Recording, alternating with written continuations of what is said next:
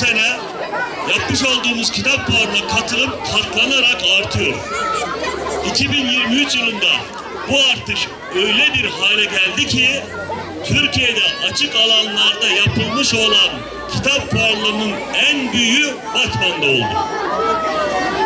Batmanlıların fuara göstermiş oldukları ilgi, alaka öylesine büyük bir boyuta ulaştı ki 470 bin nüfuslu kentte 465 bin kişi bu fuarı ziyaret etti.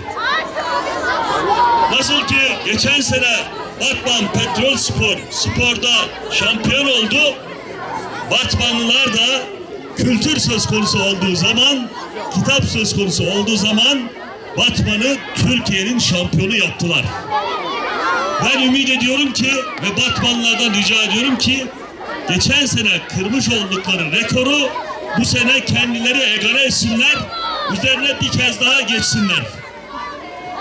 Bu fuarımızda bu sene de yine rekor sayıda yayın evi başvuru yaptı. Geçen sene 150 yayın evimiz vardı. Bu sene 159'a çıktı.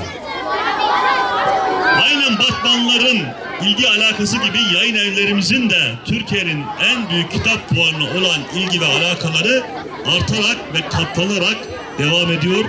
Bu da memnuniyet verici. Batmanlıların kitap sevgisine biz de devlet olarak elimizden gelen en yüksek desteği veriyoruz.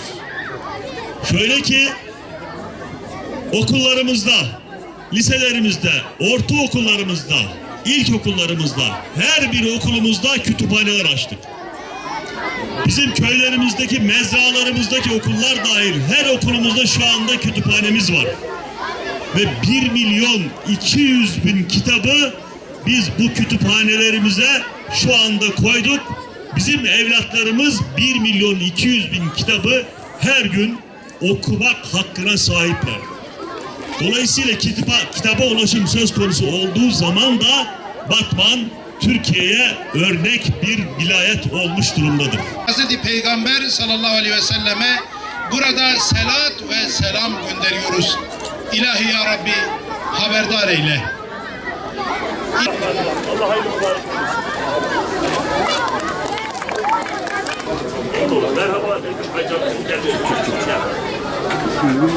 Ama zoom yapabiliriz arkadaşlar. Hoş geldiniz.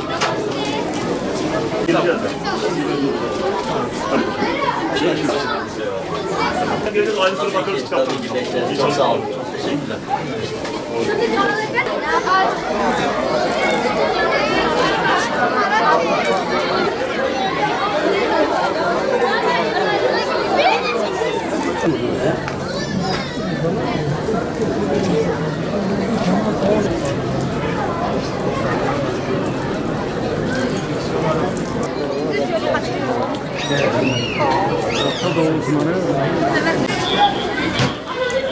Aslamalar yani nasıl işte versin de hayır.